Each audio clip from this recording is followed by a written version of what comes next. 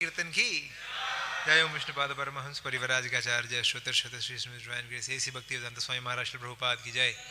ISKCON बीबीडी founder acharya his divine grace Shri Prabhupada की जय। अनंत कोटि वैष्णव वृंद की जय। नामाचार्य श्री हरिदास ठाकुर की जय। प्रेम से घोष श्री कृष्ण चैतन्य प्रभु नित्यानंद श्री अद्वैत गदाधर शिवास आदि गौर भक्त वृंद की जय। श्री श्री राधा कृष्ण गोप गोपिका श्याम कुंड राधा कुंड गिरि गोवर्धन की जय। ब्रजभूमि श्री वृंदावन धाम की जय। नवद्वीप मायापुर धाम की जय। पुरुषोत्तम क्षेत्र जगन्नाथपुरी धाम की जय। गंगा माई की जय। यमुना माई की जय। तुलसी देवी की जय। भक्ति देवी की जय। Srila Prabhupada transcendental book distribution की। इस्कॉन जुहू की ताई गौर प्रेमानंदे समावेत गौर भक्त वृंद की जय। All glory assembled devotees Hare Krishna. All glory assembled devotees Hare Krishna. All glory assembled devotees Hare Krishna. All glories all glories all glory Shri guru and Shri Gauranga. All glories to Srila Prabhupada की जय। जहाँ पर जुहू का प्रसंग आता है ना, वॉल्यूम 5 चैप्टर 39 है, दैट इज 39 चैप्टर में मिलेगा, आधा आधा अंदर जाकर के वो। एनीवेज, ओम अज्ञान ओम नमो भगवते वासुदेवाय। ओम नमो भगवते वासुदेवाय। ओम नमो भगवते वासुदेवाय।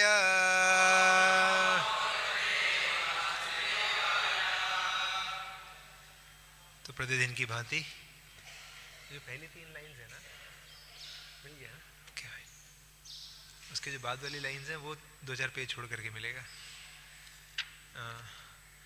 तो प्रतिदिन की भांति आज भी हम श्रील प्रभुपाद जी की कृपा से पढ़ रहे हैं श्रीमद् भागवतम अध्याय स्कंद 10 अध्याय 20 वृंदावन में वर्षा ऋतु तथा शरद ऋतु। अभी प्रभु जी ने तो सुंदर भजन भी गाया, पूरा वृंदावन का स्मरण से भर दिया हमारी चेतना को। तो वैसे ही अध्याय है। प्रभुपाद जी की कृपा से हम यहाँ बैठे बैठे मुंबई में वृंदावन में है पूरी तरह से, कितना आनंद है। तो श्लोक संख्या 21।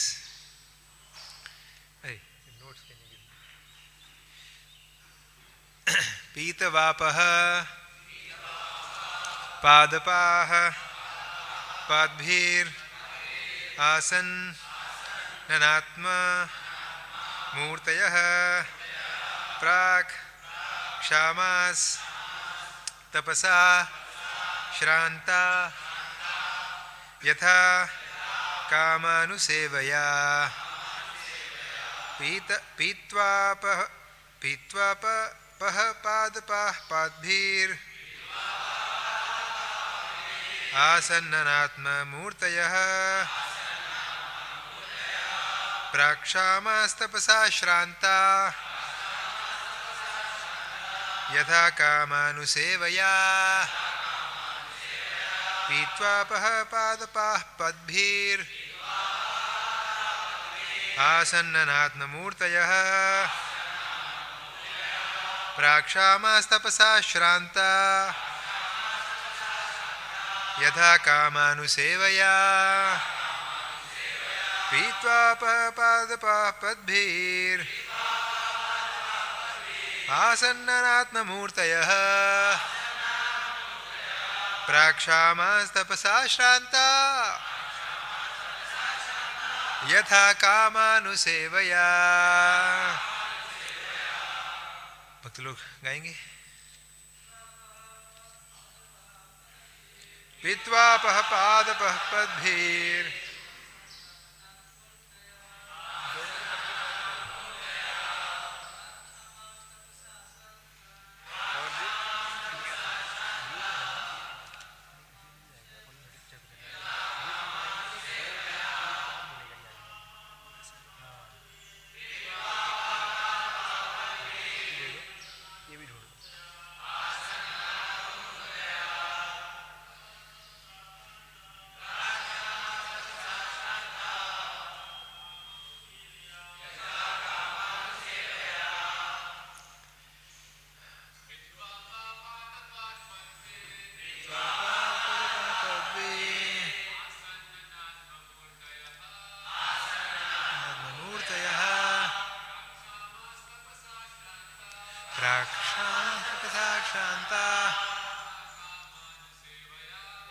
कामानुसेवया।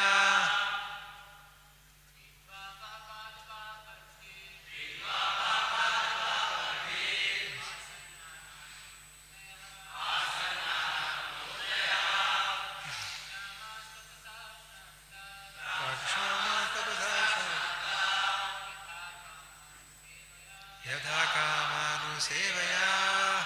माता जी। पीत्वापः पादपः पद्भिर्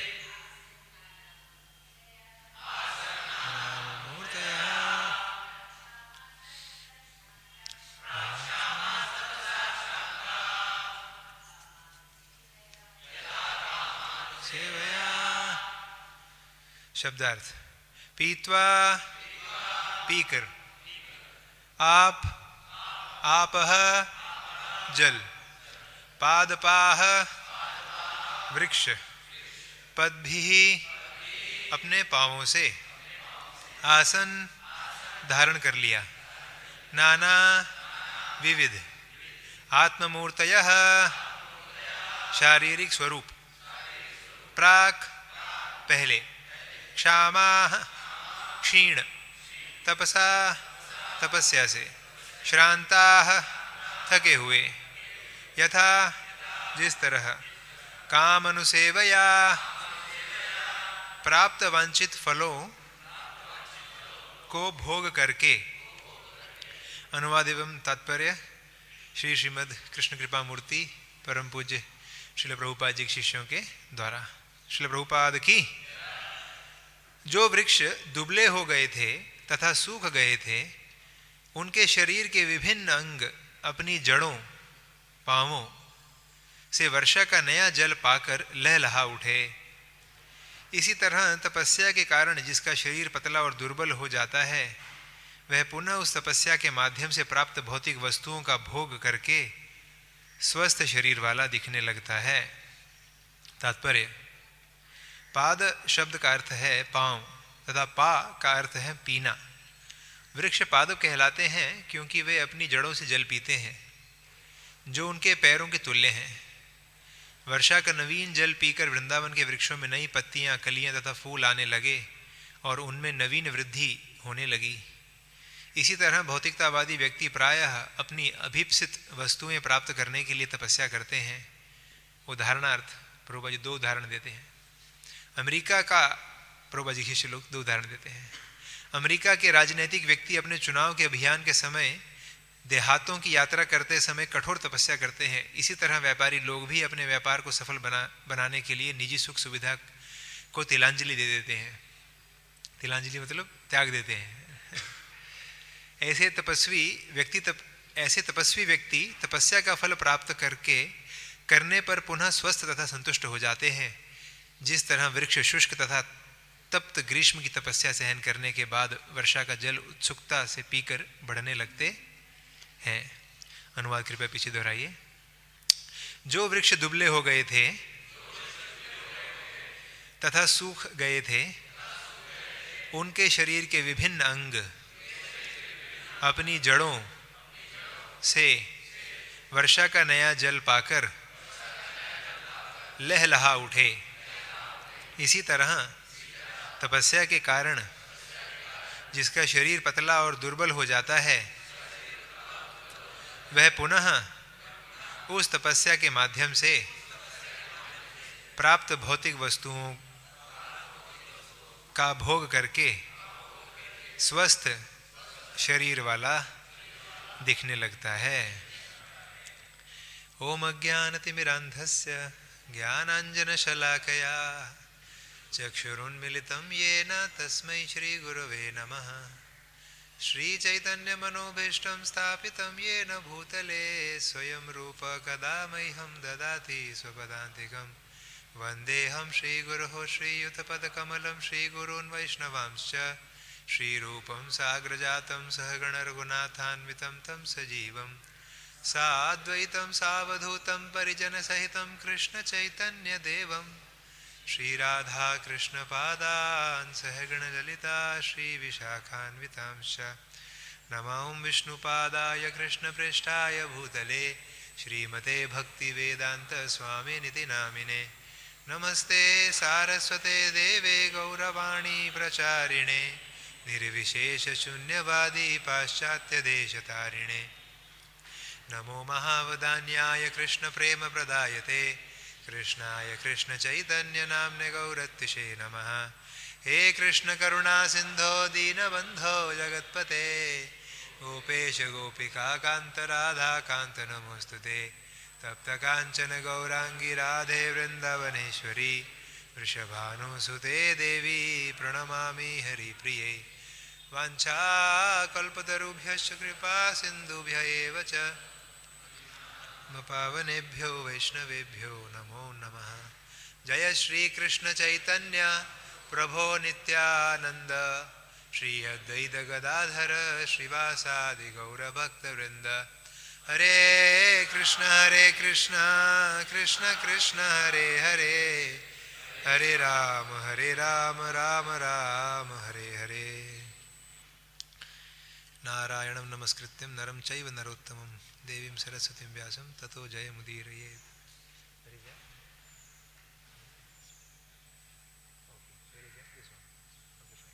थैंक यू।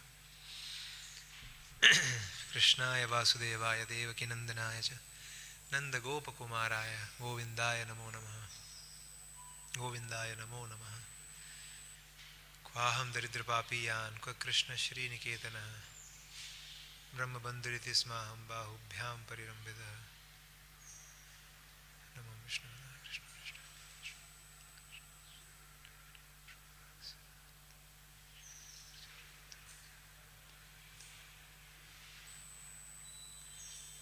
हरे कृष्णा। सर्वप्रथम तो हम सर्व वरिष्ठ वैष्णवों के चरणों में कृपा की याचना करते हैं। विशेष रूप से श्रील अनंत कृष्णदास गोस्वामी महाराज आशीर्वाद देने के लिए विराजमान है यहाँ पर 8 बजे से। हमारे चरणों में याचना करते हैं सब वैष्णवों के भी कि हम ये सेवा जो है जो सेवा की भावना से ही कर पाएँ। क्योंकि भागवतम के ऊपर आज बोलना कुछ मुश्किल नहीं है क्योंकि सब कुछ उपलब्ध है हमारे पास, तैयार पकी पकाई खीर प्रभुपाद जी की कृपा से बोलना मुश्किल नहीं है। लेकिन सही भाव से बोलना अपने हृदय की शुद्धिकरण और वैष्णव की प्रसन्नता के लिए वगैरह तो वो बहुत मुश्किल है। वो पूरे जीवन भर का एक प्रोजेक्ट है। तो उसको थोड़ा सा भी हम कर पाएँ हमारे वैष्णव की प्रसन्नता के लिए। हरे कृष्णा। तो ये बड़ा सुंदर अध्याय है। जैसे कुछ दिन पहले आदरणीय श्रीमान देवकीनंदन प्रभु जी बता रहे थे कि इस अध्याय के पीछे एक इतिहास है। इस्कॉन के भक्तों के लिए बड़ा सुंदर इतिहास क्या है ना, पढ़ के सुनाएंगे आपको हम। ठीक है। ये प्रभुपाद जी का लीलामृत है। जनवरी 1961 ईस्वी में भक्तिवेदांत स्वामी के दिल्ली निवासी एक परिचित ने 10 मई से 20 मई तक टोक्यो में होने वाले Congress for cultivating human spirit के अधिवेशन का घोषण पत्र उन्हें दिखाया था। अधिवेशन में मुख्य विचारणीय विषय मानवीयता के द्वारा विश्व शांति की स्थापना था। उसमें सम्मिलित होने के लिए कई देशों के लोग आमंत्रित थे। घोषणा पत्र देखने के साथ भक्तिवेदांत स्वामी के मन में टोक्यो जाने का विचार आया था। यद्यपि उनकी मुख्य अभिरुचि सदा संयुक्त राज्य अमेरिका में थी, लेकिन यदि जापान जाने का अवसर पहले मिले तो वहां क्यों ना जाया जाए। और आमंत्रण पत्र भी अंग्रेजी में था। यदि उन्हें आरक्षण मिल जाता है तो अधिवेशन में होटल में रहने और खाने का खर्च भी वे देंगे, किंतु यात्रा का व्यय उन्हें स्वयं वहन करना था। भक्तिवेदांत स्वामी ने international foundation for cultural harmony, सांस्कृतिक सामंजस्य के लिए अंतर्राष्ट्रीय संस्था के संस्थापकों को लिखा और मानवीयता का विकास कैसे करना चाहिए विषय पर भाषण देने का प्रस्ताव किया। संस्था के प्रधान सचिव श्रीमान तोशिहिरो नोकानो ने केशी घाट के पते पर उन्हें उत्तर भेजा। उन्होंने भारत की आध्यात्मिक संस्कृति और भक्तिवेदांत स्वामी द्वारा प्रस्तावित विषय के संबंध में बड़ा सम्मान प्रकट किया। श्रीमान नोकानो ने एक आधिकारिक प्रमाण पत्र संलग्न किया जिसके लिए भक्तिवेदांत स्वामी ने प्रार्थना की थी। उसमें लिखा था कि भक्ति सिद्धांत स्वामी अधिवेशन में एक अधिकृत समभागी होंगे।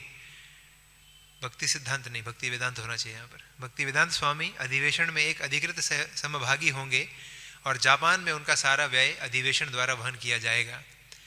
सभी संबंधित लोगों से यह भी प्रार्थना की गई थी कि उन्हें पार पत्र और प्रवेश पत्र समय से दिए जाएं ताकि वे जापान में 10 मई 1961 तक पहुंच सकें। तब भक्तिवेदांत स्वामी के मन में अधिवेशन के लिए एक विशेष योजना का विचार पैदा हुआ। श्रीमद् भागवतम के 10वें स्कंद के 20वें अध्याय के वृंदावन में शरद ऋतु का वर्णन आता है। आज हमारा अध्याय कौन सा है? यही अध्याय है। भागवत वृंदावन की हर ऋतु के समानांतर वैदिक शिक्षा का वर्णन करता है। उदाहरण के लिए वह शरद ऋतु की वर्षा वाली मेघ आच्छादित काली संध्या की तुलना आधुनिक कलयुग से करता है, जब वैदिक ज्ञान से के चमकते तारे, संत महात्मा और धार्मिक ग्रंथ नास्तिकतावादी सभ्यता के अंधकार से थोड़े समय के लिए ढक जाते हैं। इस अध्याय में इस तरह के दर्जनों उदाहरण हैं। भक्तिवेदांत स्वामी ने प्रस्ताव किया कि ऐसे 50 उदाहरणों के चित्र बनवाए जाएं। हर चित्र की उनके द्वारा लिखित व्याख्या हो और चित्रों को अधिवेशन में प्रदर्शित किया जाए।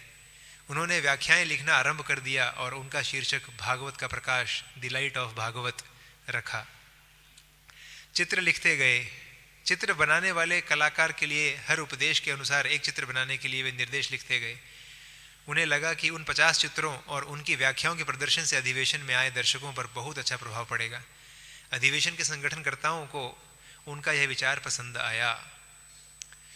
श्रील प्रभुपाद की तो हम देख सकते हैं कि श्रील प्रभुपाद जी कितने दक्ष हैं, है ना, कितने दक्ष हैं प्रभुपाद जी की। कैसे उन्होंने जब टोक्यो में कल्टिवेटिंग ह्यूमन स्पिरिट, मानवीयता का विकास का भाव हो, तो उसमें कितने लोगों को हमको ये लगेगा कि भागवत के 10वें स्कंद में जाकर के आपने, है ना, चर्चा करना चाहिए, विचार उठाना चाहिए।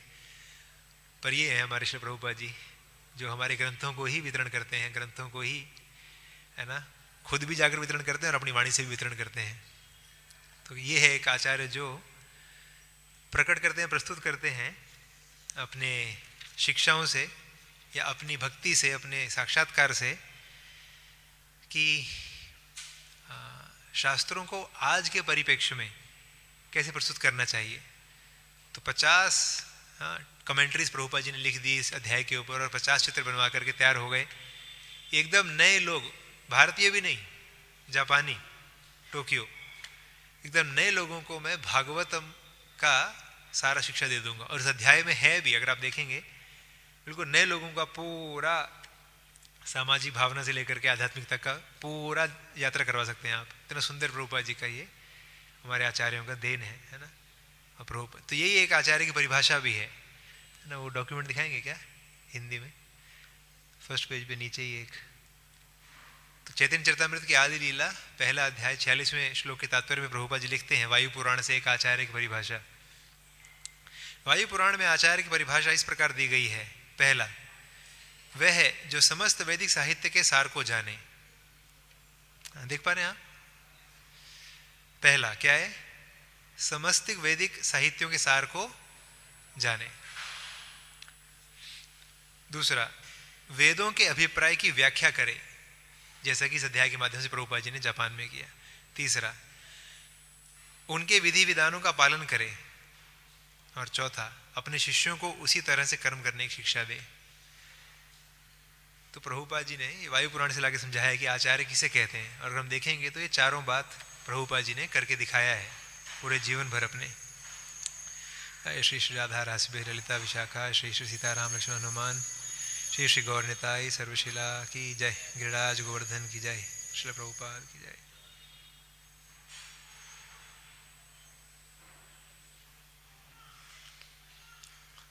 तो ये है असली आचार्य। ये नहीं कि साधु मतलब कोई भगवा कपड़ा पहन ले और कुछ भी बोले तो वो साधु वचन हो गए, नहीं। अब ये भक्त बता रहे थे कि बाहर की दुनिया में एक तथाकथित संत ऐसे जिनको लोग संत मानते हैं, तो किसी एक प्रवचन में विद्यार्थी ने उनसे पूछा कि ठीक है स्वामी जी, तो मेरे लिए आध्यात्मिकता मुझे आध्यात्मिकता करना है, तो मुझे क्या करना चाहिए बताइए। तो स्वामी जी ने कहा ठीक है आप क्या करते हो? उन्होंने कहा मैं विद्यार्थी हूँ बस। तो उन्होंने पहले बोला, स्वामी जी ने पहले बोला जो आपका ड्यूटी है वो करो और अच्छे बन के रहो बस। क्या करते हो आप? फिर उस विद्यार्थी ने बोला मैं विद्यार्थी हूँ। उस लड़के ने बोला मैं विद्यार्थी हूँ बस। फिर अपनी पढ़ाई अच्छे से करो और अच्छे बन के रहो, be good, do study nicely, be good, बस डू गुड। तो ये उन्होंने आध्यात्मिकता की परिभाषा दी कि आध्यात्मिकता है ये तो बिल्कुल निचले दर्जे की नैतिकता है बस, है ना। उसमें भी कितनी सारी हर किसी की अपनी भी समझ हो सकती है ना कि अच्छा कैसे हो सकता है, नहीं। तो ये थोड़ी ना आध्यात्मिक परिभाषा। तो शास्त्रों से जो बोल रहा है, और न केवल शास्त्र का एक श्लोक पढ़ करके कुछ बोल दे रहा है, सबसे पहली परिभाषा वही है क्या, वैदिक शास्त्रों का सार जानने वाला होना चाहिए। सारंग इव सारभुक, बार बार भागवत में हमको ये शब्द मिलेगा। जितने भी महान, इवन अपने परीक्षित महाराज के बारे में बताया गया, सारंग इव सारभुक, ये सार जानते थे, हर परिस्थिति में सार निकाल लेते थे शास्त्रों के अनुसार। तो जो सार जानता है, ऐसी हम श्रील प्रभुपाद जी जीवन में देख सकते हैं। एक बार और कुछ दिन पहले मैं, हमारा जब ये एनिवर्सरी फेस्टिवल था, तो 5वां वॉल्यूम पढ़ रहा था लीलामृत का, जहाँ पर जूहू का ज़्यादा वर्णन आता है। तो वहाँ पर मैं देख रहा था एक चीज़ की, कैसे वर्णन करते हैं सतस्वरूप महाराज। प्रभुपाद में आध्यात्मिक दृष्टि को भौतिक वास्तविकता में और भौतिक सृष्टि के एक अंश को आध्यात्मिक शक्ति में बदलने का असामान्य सामर्थ्य था, जिससे सामान्य व्यक्ति भी आध्यात्मिक वास्तविकता को देख सके। तो ये है एक वेदज्ञ, वेदांत जानने वाले, शास्त्र जानने वाले आचार्य का एक, जिन्होंने सार जान लिया है और उसका अभिप्राय जब समझा भी सकते हैं, पालन भी कर रहे हैं। उनका प्रमाण क्या है कि वो किसी भी स्थिति में आपको तत्काल शास्त्रों से दृष्टिकोण दे देंगे। अभी पुस्तक भी छपी थी कुछ समय पहले, modern wisdom, modern times in वैदिक विजडम। कितने वक्त ने देखा वो पुस्तक, है ना, रंग बिरंगा सा पुस्तक छपा था। तो सारी पुस्तक में यही देखेंगे आप कि आजकल के जो समाज में चल रहा है उसको वैदिक दृष्टिकोण से आप कैसे देखेंगे। तो प्रभुपाद जी के जो कन्वर्सेशंस हैं उसी को उस पुस्तक में रखा गया बड़े सुंदर रूप से, है ना। तो ये प्रभुपाद जी की जैसे एक आचार्य के हम एक देख सकते हैं कि ऐसे महान आचार्य हैं श्री प्रभुपाद जी हमारे पास उपलब्ध, जो हमें वेदों का निचोड़ आज क्या करना है आपने वो बता देते हैं। जैसे इसी 5वें वॉल्यूम में आते लीलामृत में कि जब प्रभुपाद जी टोक्यो में थे, तो डाई निपॉन कंपनी से आपको पता है मिलने के लिए गए थे, पुस्तकें छपवाने के लिए अपनी प्रभुपाद जी तमाल कृष्ण महाराज के साथ में लेकर के, करंदर प्रभु के साथ में लेकर के चर्चा करने के लिए गए थे। तो फिर प्रभुपाद जी ने वहाँ पर भी जब सारा चर्चा हो गया, तो डाई निपॉन कंपनी का एक बड़ा अधिकारी था, तो वो बहुत विनम्रता से आकर के स्वामी जी के पास में आया और उसने जापानी में, एक भक्त प्रभुपाद जी के लिए जो ट्रांसलेट कर रहा था, तो उसने जापानी में प्रभुपाद जी से बात किया। वो पूछ रहा था कि मेरा बेटा जो 1 साल पहले मर गया है, क्या वो बुद्ध के पास चला गया है। तो वो बहुत ऐसे आध्यात्मिक विचारों का, धार्मिक विचारों का था। तो प्रभुपाद जी ने पूछा, अच्छा क्या बड़ा बेटा था, छोटा बेटा था? बड़ा बेटा था। कितने उम्र का? इतने उम्र का था। तब तक फिर वो जो बीच में ट्रांसलेट करने वाला व्यक्ति था, उसने बताया प्रभुपाद जी को कि ये तब से जब से इनका बेटा का मृत्यु हुआ तब से बहुत दुखी है ये। तो फिर आपके शास्त्रों के अनुसार कुछ बताइए कि वो बुद्ध के पास में गया है क्या? ऐसे करके वो जानना चाहता था कि मेरा बेटा अच्छी जगह पे गया है ना, वगैरह वगैरह। तो प्रभुपाद जी ने तत्काल कहा कि देखिए, किसी भी गतिविधि की सफलता निर्भर करती है कि कृष्ण कैसे संतुष्ट हैं। और फिर प्रभुपाद जी ने बताया कि कैसे सांदीपनि मुनि का पुत्र भी मर गया था और उन्होंने कृष्ण को प्रार्थना किया, कृष्ण को प्रसन्न किया, तो उनको तो पुत्र भी प्राप्त हो गया। इसी प्रकार से अगर आप भी कृष्ण को प्रार्थना करेंगे तो आपका जीवन धन्य हो जाएगा, आपका बेटे को भी आशीर्वाद मिलेगा। आप अगले पुनर्जन्म में विश्वास रखते हो? हाँ। उस व्यक्ति ने कहा हाँ। तो फिर चिंता मत करो, आप कृष्ण को सिर्फ प्रार्थना करो कि जहाँ पर भी आपका बेटा होगा उसको आशीर्वाद प्राप्त होगा कृष्ण की कृपा से। कृष्ण में उतनी शक्ति है। तो ये है एक और प्रमाण, इतना सुंदर प्रमाण श्री प्रभुपाद जी के जीवन से कि खड़े पैर वहीं पर ही। अभी हम कहाँ सोच पाएंगे सांदीपनि मुनि का भी बेटा मर गया था। अब वो व्यक्ति जिसका बेटा मर गया वो तत्काल वो, है ना, कनेक्ट कर पाएगा कि हाँ अच्छा उनका बेटा मर गया था, उनको कृष्ण के आशीर्वाद से बेटे को भला हो गया, मेरे बेटे का भी हो जाएगा। तत्काल श्री प्रभुपाद जी उनको खुश कर दिया उनको, और बहुत खुश हो गया व्यक्ति वो। और कृष्ण के प्रभुपाद जी ने क्या कहा, ये नहीं कहा कि मेरा मंत्र जप करो प्रभुपाद जी ने कहा कृष्ण के शरण में जाओ, कृष्ण का नाम जप करो, कृष्ण को प्रसन्न करो। तो यही असली गुरु, यही असली आचार्य है जो हर जगह पर कृष्ण का शरण बांटता है, कृष्ण के प्रति शरणागति का ज्ञान को बांटते हैं। तो फिर ये पुस्तक जो हमको उपलब्ध है श्री प्रभुपाद जी की कृपा से, आज हमको तो जापान जाने की जरूरत नहीं है सुनने के लिए, हमको यहीं पर उपलब्ध है। तो इस श्लोक के बारे में प्रभुपाद जी ने बड़ा सुंदर लिखा था, तो उसको भी हम पढ़ेंगे। प्रभुपाद जी ने इतनी मेहनत से लिखा था तो उसको भी हम पढ़ेंगे। बहुत सुंदर लिखा है प्रभुपाद जी ने, इसकी जो श्लोक है, तो उसको भी हम पढ़ेंगे। आप कृपया करके ध्यान से सुनिएगा। भगवद गीता में कहा गया है कि जब ब्रह्मा के दिन का समय समाप्त होता है तो ब्रह्मांड की सारी अभिव्यक्ति सृष्टियां विलीन हो जाती हैं और ब्रह्मा की रात्रि समाप्त होने पर सृष्टि का पुनः प्राकट्य होता है। भूतग्रामा स एवायं भूत्वा भूत्वा प्रलीयते। रात्रि आगमे अवशः पार्थ प्रभवत्यहरागमे। जब जब ब्रह्मा का दिन आता है तो सारे जीव प्रकट होते हैं और ब्रह्मा की रात्रि होते ही वे निसहाय नष्ट हो जाते हैं। भगवद गीता 8वां अध्याय 19वां श्लोक। इस प्रकार ब्रह्मांडीय सृष्टि अपनी व्यक्त एवं अव्यक्त अवस्थाओं में उन पौधों व लताओं के समान है जो वर्षा ऋतु के दौरान प्रकट होते हैं और ऋतु के समाप्त होते ही धीरे धीरे नष्ट हो जाते हैं। जब पौधे व लताएं कुछ समय के पश्चात दिखाई नहीं देते तब भी उनके बीज बने रहते हैं और ये प्रसुप्त बीज पानी के संपर्क में आते ही फिर फलीभूत होने लगते हैं। इसी प्रकार बीज के समान आध्यात्मिक चिंगारियां जिनमें भौतिक प्रकृति पर शासन करने की इच्छा दबी रहती है, सृष्टि की प्रलय के बाद प्रसुप्तावस्था में बनी रहती हैं और जब ब्रह्मांड का सृजन पुनः होता है तो समस्त शांत जीव भौतिक प्रकृति के गर्भ से बाहर आते हैं तथा इंद्रिय भोग में संलग्न हो जाते हैं और विलासतापूर्ण रूप से मोटे ताजे हो जाते हैं। मुक्ति प्राप्त करने के लिए व्यक्ति को इच्छा के विकृत रूपों से पूर्णतया शुद्ध होना पड़ता है। जीवात्मा इच्छाओं का दमन नहीं कर सकता और इच्छाओं की क्रियाओं को कृत्रिम रूप से मिटाने का अभ्यास करना स्वयं क्रियाशील इच्छाओं से भी अधिक खतरनाक है। थोड़ी जटिल हिंदी है पर मैं आशा करता हूँ कुछ समझ पा रहे होंगे भक्त लोग। समस्त इच्छाओं को सुधार कर उन्हें आध्यात्मिक गतिविधियों की तरफ मोड़ देना चाहिए। तो ये प्रभुपाद जी की विशेषता है। हमने बचपन में सुना था ना, बुरा मत देखो, बुरा मत बोला, बुरा मत सुनो, पर सारी दुनिया बुरा देख भी रही है, बोल भी रही है, सुन भी रही है, क्योंकि उनको अच्छा नहीं बताया कुछ। तो वो प्रभुपाद जी ने बताया यहाँ पर क्या 1961 में, और आचार्य ने तो हजारों सालों से। समस्त इच्छाओं को सुधार कर उन्हें आध्यात्मिक गतिविधियों की तरफ मोड़ देना चाहिए, अन्यथा वही इच्छाएं बारंबार विभिन्न भौतिक भोगों के रूप में स्वयं को प्रकट करेंगी और इस प्रकार जीवात्मा को हमेशा के लिए भौतिक बंधन में बांध लेंगी। तो प्रभुपाद जी समझा रहे हैं इस श्लोक के अभिप्राय से कि कैसे जो इच्छाएं हैं वो मरती नहीं है ना। अविद्या कूटम बीजम फलोन्मुखम, प्रारब्ध सब हमने सुना है।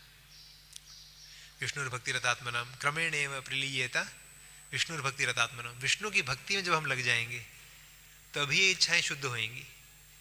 केवल आंख नाक कान मुख बंद कर देने से मन में बैठी हुई वासनाएं, कुछ करने की इच्छाएं, वो नहीं शुद्ध हो जाएंगी, है ना। पानी को आपने कुछ कचरा है उसमें छोड़ दिया तो ऐसी शुद्ध नहीं हो जाएगा पानी। इसको रख दिया तो नीचे बैठ जाएगी मिट्टी सारी, पर हिलचल करते ही वापस मिट्टी उड़ जाएगी। उसी प्रकार से सबके मन में इतने जन्मों जन्मों की वासनाएं, इच्छाएं सब कुछ भरी पड़ी हैं। तो जैसे ही मौका लगता है ना, हम देखते हैं कई बार कोई एक छोटी सी चाय की दुकान खोलता है या गोलगप्पा पानी पूरी की दुकान खोलता है और देखते ही देखते 20 साल में अरबपति बन जाता है और उसके बाद फिर देखो उसका असली रंग बाहर आता है, बड़ी बड़ी गाड़ियाँ, बड़े बड़े बंगले सब, है ना। तो पहले छोटे से खोपचे में रह रहा था लेकिन अभी इतना बड़ा क्यों? क्योंकि अंदर था बड़ा घर पर बाहर अभी प्रकट हुआ ठीक है ना। तो इसी प्रकार से हमारे अंदर है ऐसी इच्छाएं भरी हुई, पर बाहर प्रकट कब होएंगी? जब हमें मौका मिल जाता है। तो इसलिए साधक भक्त के लिए तो बहुत ही महत्वपूर्ण है ये कि इन इच्छाओं को दबाए छुपाए मत रखे, इन इच्छाओं को कृष्ण की सेवा में लगाए। जैसे श्री प्रभुपाद जी सिखाते थे, थिंक बिग, है ना। कुछ बड़ा करना चाहते हो कृष्ण के लिए बड़ा करो, कुछ भी ऐसे करके। तो ये हमें यहाँ से प्रभुपाद जी ने सिखाया। नहीं तो फिर अविद्या रहेगी और जब भी हमने पूरे पिछले कर्म किए हैं उसकी वजह से वो बैड कर्म, उसका रिएक्शन भी अगर माने कर्म फल भी अगर शुद्ध हो गया है, मान लो भक्ति करने से, प्रारंभिक भक्ति करने से भी, पर उसकी वृत्ति वासना तो शुद्ध नहीं हुई है। वो बुरा कर्म करने की जो वासना है फिर से वो तो अंदर बैठी है अविद्या के रूप में। अविद्या काम कर्म भी, है ना। अविद्या से कर्म भी तक लेकर के आएगी ही आएगी आपको गाड़ी, अविद्या आगे बढ़ेगी बढ़ेगी। तो इसलिए कृष्ण के बारे में विद्या प्राप्त करने, संबंध ज्ञान और कृष्ण की सेवा में अपने सारे कर्म लगा देंगे तो फिर हम बच जाएंगे, नहीं तो गलत रास्ते पे चले ही जाएंगे। तो ये तो प्रभुपाद जी ने वहाँ पर प्रस्तुत किया। जापान में प्रस्तुत नहीं कर पाए जापान में, बाद में पुस्तक में तो आ गया भक्तों की कृपा से। और इस तात्पर्य में जैसे हमने देखा आज कि तपस्या के बारे में काफ़ी चर्चा किया गया है, जो कि मैंने सोचा हम ज़्यादा 10-15 मिनट पे चर्चा करने का प्रयास करेंगे, क्योंकि यहाँ पर नए भक्त नहीं है। यहाँ पर तो भक्त हैं जो सब बहुत सालों से भक्ति कर रहे हैं, सब दीक्षित हैं वगैरह वगैरह। तो जनरली हम क्या सोचते हैं ना, कोई भक्त थोड़ा पतला हो जाए, आपने उसको 2 साल बाद मिले, वो देखा अरे बहुत पतले हो गए, क्या प्रभु जी बहुत तपस्या कर रहे हो है ना, वैसे सोचते हैं तपस्या मतलब कोई थोड़ा पतला हो गया तो बहुत तपस्या कर रहे हो प्रभु जी पर तपस्या का क्या असली अर्थ है और तपस्या क्यों करनी चाहिए। तो इस अध्याय में तो प्रभुपाद जी को मुझे कुछ लेक्चर मिला नहीं, लेकिन तपस्या के ऊपर प्रभुपाद जी का लेक्चर है बड़ा सुंदर, एक वृंदावन का 1976 23 अक्टूबर का, तो उसको मैंने सुना और उसमें से कुछ चर्चा करेंगे। तो प्रभुपाद जी शुरुआत में बता रहे थे कि तपस्या क्यों करनी है, क्योंकि इसके लिए मनुष्य जन्म मिला है, तपस्या करके भगवान के धाम वापस जाना है। प्रभुपाद जी कह रहे थे वैदिक समय में लोग ऐसे नहीं पूछते थे how are you, how do you do नहीं, प्रभुपाद जी उदाहरण दे रहे हैं इनका दशरथ महाराज का। जब ऋषि मुनि उनसे मिलने के लिए आते थे वो बोलते थे अहिष्टम यत् तत् पुनर्जन्म जाया, पुनर्जन्म के ऊपर आपके विजय प्राप्त करने के लिए कैसी तैयारी चल रही है आपकी। ये कौन पूछ रहा है, एक गृहस्थ राजा ऋषि संतों को पूछ रहा है, ये वैदिक सभ्यता थी, है ना। तो पुनर्जन्म पे जीत प्राप्त करने के लिए तपस्या करना है, और ये अनादिकाल से मनुष्य जीवन इसके लिए दिया गया है। हम देख सकते हैं कि अभी आप दिखाएंगे प्रभु जी हिंदी में अगले, ब्रह्मा जी को भी भगवान बिल्कुल शुरुआत में भागवतम की आता है वर्णन कि सृष्टि की शुरुआत में ही तपस्या करने के लिए भगवान बोल देते हैं। दूसरे स्कंद का 9वें अध्याय का 7वां श्लोक, जब उन्होंने, हाँ नहीं दिख रहा है तो कोई बात नहीं, मैं आप सुन लीजिए ध्यान से। जब ब्रह्मा जी ने वह ध्वनि सुनी तो वे ध्वनिकर्ता को चारों ओर ढूंढने का प्रयत्न करने लगे, किंतु जब वे अपने अतिरिक्त किसी को न पा सके तो उन्होंने कमल आसन पर दृढ़तापूर्वक बैठ जाना और आदेशानुसार तपस्या करने में ध्यान देने को श्रेयस्कर समझा। तात्पर्य प्रभुपाद जी का बड़ा सुंदर है। जीवन में सफलता प्राप्त करने के लिए ब्रह्मा जी के उदाहरण का अनुसरण करना चाहिए, क्योंकि वे सृष्टि के आदि प्राणी हैं। परमेश्वर द्वारा तपस्या में दीक्षित किए जाने पर उन्होंने तपस्या करने का संकल्प किया और अपने चारों ओर अपने सिवा अन्य किसी को ना पाकर ठीक ही समझ सके कि वह ध्वनि स्वयं भगवान ने की थी। सो ब्रह्मा जी भी शुरुआत में से ही तपस्या किए हैं, हम देख सकते हैं। उसके बाद हम देखते हैं अगले श्लोक में बड़ा सुंदर अनुवाद है। ब्रह्मा जी ने देवताओं की गणना के अनुसार 1000 वर्षों तक तपस्या की। उन्होंने आकाश से यह दिव्य अनुगूंज सुनी और इसे ईश्वरीय मान लिया। इस प्रकार उन्होंने अपनी इंद्रियों तथा मन को वश में किया। देखिए तपस्या क्या होता है, इंद्रिय तथा मन को वश में करना। उन्होंने जो तपस्या की वह जीवात्माओं के लिए महान शिक्षा बन गई। इस प्रकार ब्रह्मा जी तपस्वियों में महानतम माने जाते हैं। और प्रभुपाद जी तात्पर्य में देते हैं कि 200, मैं गणना कर रहा था, जितना मैं ठीक से कर पाया कि नहीं पता नहीं, लगभग 200 करोड़ साल तपस्या की उन्होंने। हमको 2 साल भी जब करने को होता है तो लगता है कि अभी भगवान के दर्शन क्यों नहीं भगवान के दर्शन क्यों नहीं हो रहा। सो ब्रह्मा जी जो इतने शुद्ध हैं, भगवान स्वयंभू हैं, आत्मभूवा स्वयंभू, उन्होंने 200 करोड़ साल तक तपस्या की भगवान को प्रसन्न करने के लिए। और सृष्टि की शुरुआत से ही ये तपस्या चली आ रही है। और सृष्टि के मध्य में भी हम देखते हैं फिर ऋषभ देव ने भी, कौन सा श्लोक है, तपो दिव्यम पुत्र का ये न सत्वम शुद्ध ये यस्मात् ब्रह्म सौख्यम लिमिटेड नहीं अनंतम, है ना, अनंत ब्रह्म सुख मिलेगा। किसको सिखाया उन्होंने, अपने बच्चों को, ऋषभ देव ने, बेटा तपस्या करो। कौन सा तपस्या करो, दिव्य तपस्या करो, है ना। और तो और प्रहलाद महाराज भी कहते हैं कि अगर ये तपस्या का पथ भंग हो जाए तो भगवान वापस प्रकट होते हैं इस तपस्या के पथ को वापस स्थापित करने के लिए। 7वें स्कंद के 8वें अध्याय के 43वें श्लोक में हम देखेंगे, बहुत सुंदर प्रार्थनाएं करने में प्रहलाद महाराज क्या बोलते हैं। प्रहलाद महाराज बोल रहे हैं भगवान को, सारे उपस्थित ऋषियों ने उनकी इस प्रकार स्तुति की, हे प्रभु, हे शरणागत पालक, हे आदि पुरुष, आपने हमें पहले जिस तपस्या की विधि का उपदेश दिया है वह आपकी ही आध्यात्मिक शक्ति है। आप तपस्या से ही भौतिक जगत का सृजन करते हैं। यह तपस्या आप में सुप्त रहती है। इस दैत्य ने अपने कार्यकलापों से इसी तपस्या को रोक सा रखा था, किंतु अब हम लोगों की रक्षा करने के लिए आप जिस नरसिम्ह देव के रूप में प्रकट हुए हैं उससे तथा इस असुर को मारने से तपस्या की विधि का फिर से अनुमोदन हुआ है। तो क्या कह रहे हैं देवतागण कि हे भगवान, आपने तपस्या की विधि को वापस स्थापित किया है, वापस अनुमोदन किया है इसका, उसके लिए आपको बहुत बहुत धन्यवाद। क्योंकि यही सृष्टि का तो मुख्य लक्ष्य है, तपस्या करके भगवत धाम जाने का तैयारी करना। तात्पर्य बड़ा सुंदर तात्पर्य, कुछ पंक्ति में पढ़ूंगा। सारे जीव 84 लाख योनियों में भ्रमण करते हुए आत्म साक्षात्कार का अवसर मनुष्य रूप में प्राप्त करते हैं और तब धीरे धीरे देवता, किन्नर तथा चारण के पद को पाते हैं, जिसका वर्णन आगे किया जाएगा। मनुष्य जीवन से ऊपर सभी उच्च स्तरों पर मुख्य कर्तव्य तपस्या है। जैसा कि ऋषभ देव ने अपने पुत्रों को उपदेश किया था, तपो दिव्यम पुत्र का येन सत्वम शुद्धयेत। अपने भौतिक जीवन को सुधारने के लिए तपस्या परम आवश्यक है, किंतु जब सामान्य लोग असुर के अधीन हो जाते हैं या आसुरी शासन के नियंत्रण में आ जाते हैं तो वे इस प्रक्रिया को आगे भूल जाते हैं और क्रमशः आसुरी बन जाते हैं। तो आसुरी बनने का अर्थ क्या है? मुख्य रूप से कठोर हृदय के बन जाते हैं। आध्यात्मिकता के प्रति कठोर हृदय और भौतिकता के प्रति, इंद्रिय तृप्ति के प्रति एकदम कोमल हृदय। लेकिन जब तपस्या करेंगे तो फिर हृदय कोमल बनेगा। जैसे माता जी भी है, वो घर में चपाती बनाती है 20, 30, 40 साल, हाथ चाहे कठोर हो जाएं बच्चों के लिए चपाती बनाते बनाते, खाना बनाते बनाते, लेकिन हृदय एकदम कोमल हो जाता है। तो इसी प्रकार से जब हम तपस्या करते हैं तो हमारा हृदय कोमल हो जाता है भगवान के प्रति।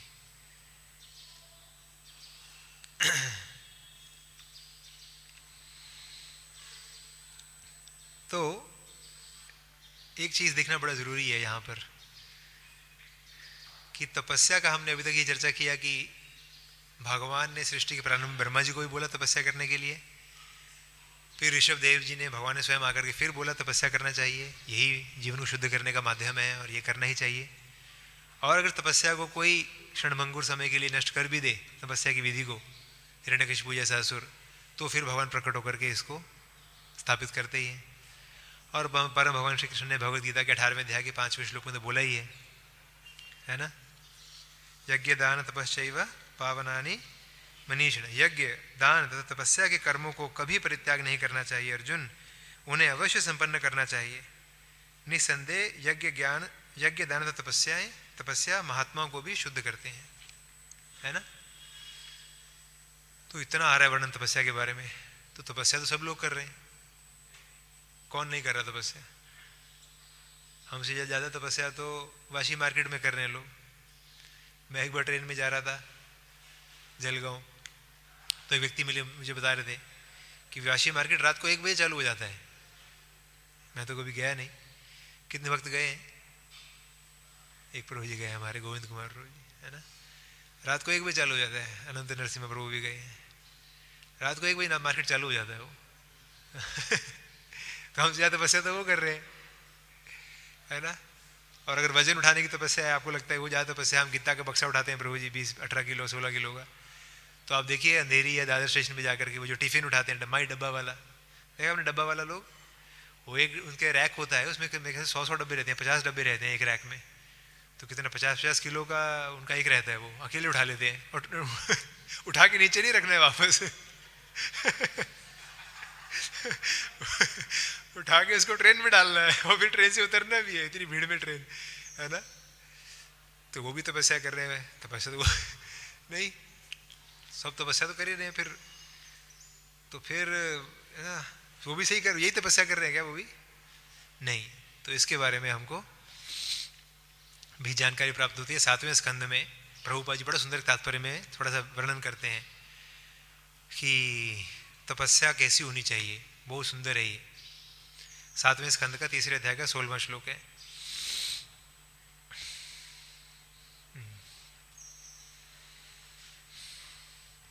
यहाँ इस ओर भी ध्यान देना चाहिए कि ये तात्पर्य में, आधा तात्पर्य में अंदर जाकर के है, यहाँ इस ओर भी ध्यान देना चाहिए कि यद्यपि हिरण्यकशिपु ने वर्षों तक लगातार यह तपस्या की थी, कैसी तपस्या की थी वो अनुवाद से बताता हूँ, सुनिए अनुवाद ध्यान से। हंस यान पर चलने वाले ब्रह्मा जी पहले तो यह नहीं देख पाए कि हिरण्यकशिपु है कहाँ, क्योंकि उसका शरीर बाम्बी, घास तथा बांस के डंडों से आच्छादित था। चूंकि हिरण्यकशिपु दीर्घ काल से वहां था, अतएव चींटियां उसकी खाल, चर्बी, मांस तथा रक्त चट कर चुकी थी। तो रह क्या गया? कुछ भी नहीं। तब ब्रह्मा जी तथा देवताओं ने उसे खोज निकाला। ब्रह्मा जी को सब कुछ पता है, उनको ढूंढना पड़ा कि बंदा कहाँ है जो तपस्या कर रहा है, वो व्यक्ति। आशीर्वाद किसको देना है? वह बादलों से आच्छादित सूर्य की भांति सारे संसार को अपनी तपस्या से तपा रहा था। व्यक्ति है नहीं, पूरा संसार तप रहा है। अब अंदाजा लगाओ क्या तपस्या है, घोर तपस्या। आश्चर्यचकित होकर ब्रह्मा जी हंस पड़े, ब्रह्मा जी भी हंस पड़े आपके जैसे, और उसे इस प्रकार संबोधित करने लगे। तो आप अंदाजा लगाइए, परम पूज्य गोपाल कृष्ण महाराज एक बार कह रहे थे प्रवचन में, कहते हम साल में एक दिन निर्जला रखते हैं, हम सोचते हैं चमत्कार कर दिया और अगले दिन कई भक्त वहां सीढ़ियों में बैठे होते हैं, बस 5:30 की प्रतीक्षा कर रहे होते हैं कुछ लोग आप जाके देखो वृंदावन हॉल के बाहर, वहां लाइन में बैठे जैसे ही खुलेगा, जैसे भक्त लोग जैसे ही खुलेगा ना पहली बूंद जानी चाहिए तो हिरण्यकशिपु ने तो कितने लंबे समय तक है ना, हजारों हजार साल तक है ना, एक बूंद पानी भी नहीं पिया और एक पैर पे खड़े होकर तपस्या की हिरण्यकशिपु ने, तो क्या भयंकर तपस्या की है। तो अभी प्रभुपाद जी यहाँ से बता रहे हैं ये भी तपस्या तो है ना, हम भी तो तपस्या चर्चा कर रहे थे अभी तक, ये भी तपस्या तो कर रहे हैं। फिर इनको मारा क्यों गया भगवान ने, फिर इनको आके मारी क्यों दे नरसिंहदेव ने, ये तो तपस्या ही कर रहे थे ना। और देवता भी बोल रहे हैं कि आपने इसको आगे मार दिया, अच्छा तपस्या का मार्ग को सरल किया, अरे ये भी तो तपस्या ही कर रहे थे। अंतर क्या है ये प्रभुपाद समझाएंगे तात्पर्य में, 7:3:16 की तात्पर्य अंदर। यहाँ इस और भी ध्यान देना चाहिए कि यद्यपि हिरण्यकशिपु ने वर्षों तक लगातार यह तपस्या की थी, कभी कभी हम भी भक्ति में हैं 5 साल 10 साल 20 साल 30 40 50 साल से, फिर भी वह दैत्य तथा राक्षस के रूप में ही विख्यात था। अगले श्लोकों से पता चल जाएगा कि इस प्रकार की कठिन तपस्या बड़े से बड़े साधु पुरुष भी नहीं कर सकते, प्रभुपाद जी भी कह रहे हैं। तो फिर वह राक्षस तथा दैत्य क्यों कहलाता था? इसका कारण यह था कि उसने जो भी किया वह सब अपनी इंद्रिय तृप्ति के लिए किया था। उसका पुत्र प्रहलाद अभी केवल 5 वर्ष का था, अतएव वह कर ही क्या सकता था। फिर भी नारद मुनि के उपदेशों के अनुसार केवल थोड़ी सी भक्ति करके वह भगवान का इतना प्रिय बन गया कि वे उसे बचाने के लिए आए। जबकि हिरण्यकशिपु अपनी सारी तपस्या के बावजूद मारा गया। भक्ति तथा सिद्धि के अनेक विधियों में यही अंतर है। जो अपनी इंद्रिय तृप्ति के लिए कठिन तपस्या करता है वह समग्र संसार को डराता है, जबकि थोड़ी सी भक्ति करने वाला भक्त हर एक का मित्र होता है ना। जैसे कि त्रिशंकु को विश्वामित्र मुनि ने, है ना, त्रिशंकु के लिए नया वो लोक बना दिया ना, एक सारा संसार को डरा दिया। उन्होंने भी तपस्या करी, बढ़िया तपस्या करी, किसने? विश्वामित्र मुनि ने। तो उनकी तपस्या से क्या हो रहा था? सारा संसार खतरे में था। तो जो अपनी इंद्रिय के लिए तपस्या कर रहे हैं वो तपस्या का बात नहीं किया जा रहा है शास्त्रों में, उस तपस्या का अनुमोदन करने के लिए नहीं आए भगवान। गीता में 18:5 में भगवान गीता में वो नहीं कह रहे तपस्या सबको शुद्ध कर देगा, वो तपस्या सिखा नहीं रहे ऋषभदेव, वो तपस्या नहीं कर रहे हैं ब्रह्मा जी। जो अपनी इंद्रिय तृप्ति के लिए की जाए तपस्या वो है जो भगवान की प्रसन्नता के लिए किया जाए, गुरु के मार्गदर्शन में रह करके। तो ये समझना बहुत जरूरी है। हम देख सकते हैं कि हिरण्यकशिपु ने भी तपस्या की और ध्रुव महाराज ने भी तपस्या की, लेकिन ध्रुव महाराज ने गुरु के मार्गदर्शन में रह करके की और उनका परिणाम देखिए कितना दिव्य परिणाम हुआ। तो हमने अपनी तपस्या को भी ध्यान रखना है। मुझे याद है जब एक बार बहुत साल पहले मैंने सोचा कि अभी मैं भी निर्जला एकादशी करूंगा, वो प्रभु जी को इतना शाबाश कर रहे थे सब लोग वहाँ पे कि सब बता रहे थे उन प्रभु जी के बारे में कि निर्जला एकादशी करते हैं हर बार। तो मैंने मन में प्रेरणा लिया कि मुझे भी भगवान की प्रसन्नता के निर्जला एकादशी करना चाहिए। अभी हर एकादशी को मैं भी निर्जला करूंगा। तो मैंने भी करना शुरू किया। 2-3 महीने हो गए, तो चौथे महीने हो गया तो मैंने देखा कि ये ठीक नहीं है रहा। क्यों? क्योंकि मैंने क्या देखा कि 2-3 दिन आते पहले से ही मैं डर जाता था कि अभी आने वाला है निर्जला एकादशी और निर्जला एकादशी के दिन सुबह से ही भूख लग जाती थी कि आज कुछ खाने को नहीं मिलने वाला है। और शाम तक तो मैं इतना चिड़चिड़ा हो जाता था कि कोई मेरे पास में भी नहीं आता था बात करने के लिए कि भैया ये कुछ भी पूछोगे कुछ भी बात करोगे तो भूख लग रही है इसको, चिड़चिड़ा करेगा वगैरह वगैरह। सो पहले तो समझा नहीं, फिर 2-3 महीने बाद मुझे भगवान ने थोड़ा प्रेरणा दिया, समझ दिया कि ये कोई तरीका है निर्जला एकादशी करने का। तो फिर मैंने उसको छोड़ दिया फिर साल में एक जो आता है उसी को कर लेते हैं बस, अगर हो पाया तो, और उसके अलावा नहीं करते हैं। तो अगर तपस्या का लक्ष्य क्या है? भगवान की प्रसन्नता नहीं पर अपना खुद की प्रशंसा, तो फिर तपस्या ऐसे ही परेशान करेगी हमको। तो ऐसी तपस्या नहीं करनी है हमने, या कुछ बड़ा नंबर 1 बन के दिखाऊंगा तपस्या करके। जैसे 2020 में मार्च में जब गौर पूर्णिमा पे श्रील भक्ति व्रजानंद स्वामी महाराज यहाँ क्लास दे रहे थे, तो बता रहे थे बड़ा अच्छा एक बात, विनम्रता से कहते हैं भुवनेश्वर मंदिर के भक्ति लोग थे जो 1995 में शायद बता रहे थे ना, 2005 में बता रहे थे कि उनको एक बहुत उत्साह था कि भाई हमें विश्व में नंबर 1 आएंगे हम पुस्तक वितरण मैराथन में। प्रभु जी तो 1995 में जो भी, तो 1995 में महाराज बता रहे थे कि भक्तों को उत्साह था, तो उन्होंने कि हमको नंबर 1 लाके इस बार नंबर 1 हमको आना है, हमको आना नंबर 1। तो उन्होंने पूरा मेहनत कर दिया मैराथन में और नंबर 1 आ भी गया मंदिर पुस्तक वितरण में विश्व में। लेकिन महाराज कह रहे थे कि आज वो लोग भक्ति भी नहीं कर रहे जो लोग मंदिर को नंबर 1 मैराथन में लेकर के आए थे। तो हमने तपस्या भी जब करनी है तो बड़ा ध्यान रखना है कि, है ना, तपस्या में गुरु के मार्गदर्शन में रह करके कर रहा हूँ।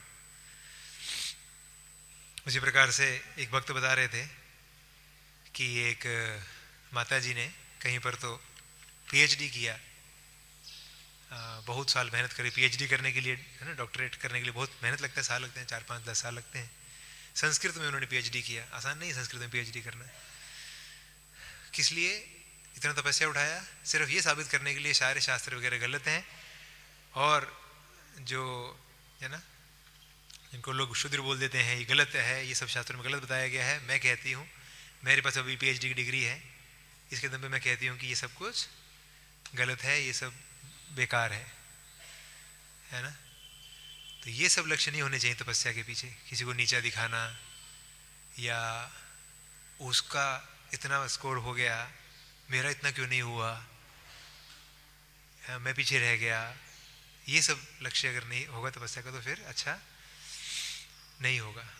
फिर हमने अपने जोर जबरदस्ती से लक्ष्य प्राप्त भी कर लिया तत्कालीन, लेकिन लंबे समय में भक्ति के पथ पर हम मार खा जाएंगे, क्योंकि भगवान ये नहीं चाहते कि हम थोड़ी देर भक्ति करके छोड़ दें। भगवान चाहते हैं कि हम जीवन स्वरूप होए नित्य कृष्णदास, नित्य दास बन जाए भगवान के हम। तो फिर तपस्या कैसे करना होगा प्रभुपाद जी समझाते हैं दूसरे स्कंद के 9वें अध्याय के 8वें तात्पर्य में, बड़ा सुंदर एक मैं पढ़ता हूँ। ब्रह्मा जी ने अपने दोनों प्रकार की इंद्रियों, कर्मेंद्रियों तथा ज्ञान इंद्रियों पर नियंत्रण प्राप्त किया, क्योंकि इनका उपयोग भगवान के आदेश पालन में करना था। अतः इंद्रियों के नियंत्रण का अर्थ है उन्हें भगवान की दिव्य सेवा में लगाना। भगवान का आदेश तो प्रामाणिक गुरु के माध्यम से शिष्य परंपरा में अवतरित होता है। अतः प्रामाणिक गुरु के आदेश के पालन का अर्थ है इंद्रियों को सचमुच नियंत्रित करना। पूर्ण श्रद्धा तथा निष्ठा के साथ ऐसी तपस्या करके ब्रह्मा जी इतने शक्ति संपन्न बन सके कि वे ब्रह्मांड के सृष्टा हो गए। ऐसी शक्ति प्राप्त करने के कारण ही उन्हें तपस्वियों में सर्वश्रेष्ठ कहा जाता है।